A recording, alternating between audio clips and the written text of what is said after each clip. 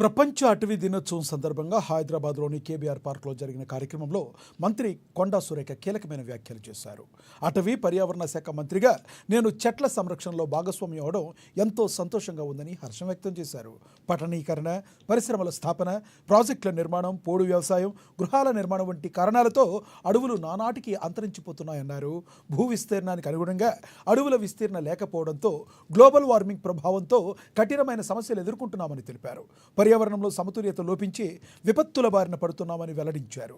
వన్యప్రాణులకు ఆవాసాలైన అడవులను కాపాడుకుంటేనే జీవ వైవిధ్యం వర్ధిల్లుతుందని చెప్పారు. ప్రభుత్వం చేపట్టే చర్యలకు ప్రజలు కూడా తమ వంతు సహకారం అందిస్తేనే అడవుల విస్తీర్ణంలో వృద్ధి నమోదవుతుందన్నారు. ఇందుకోసం ప్రజలందరూ కూడా కలిసి రావాలని ప్రజలకు పిలుపునిచ్చారు.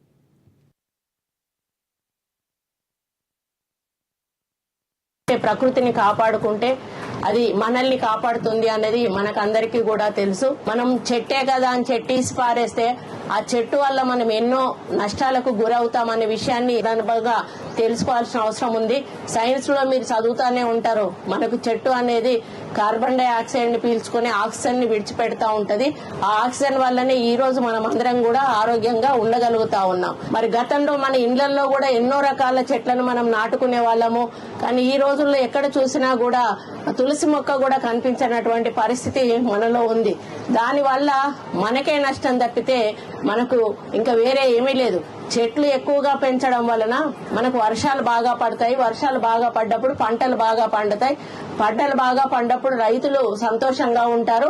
అదేవిధంగా మనకు కావలసిన ఆహారం వస్తుంది. మనం కూడా ఇతర దేశాలకు మనం ఆహారాన్ని కూడా ఎక్స్పోర్ట్ చేసి మన దేశానికి రెవెన్యూని పెంచుకునేటువంటి అవకాశం చాలా ఉంటుంది. కాబట్టి మనమందరం కూడా ఒక్కొక్కరం ఒక్కొక్క చెట్టు నాటాల్సిన అవసరం ఉన్నది.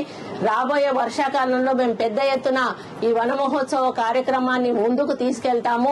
ఆ తీసుకెళ్లి మన తెలంగాణ రాష్ట్రాన్ని ఒక మంచి పచ్చని తెలంగాణగా మరి మార్చడానికి మేము ప్రయత్నం చేస్తామని తెలియజేస్తా ఉన్నాను.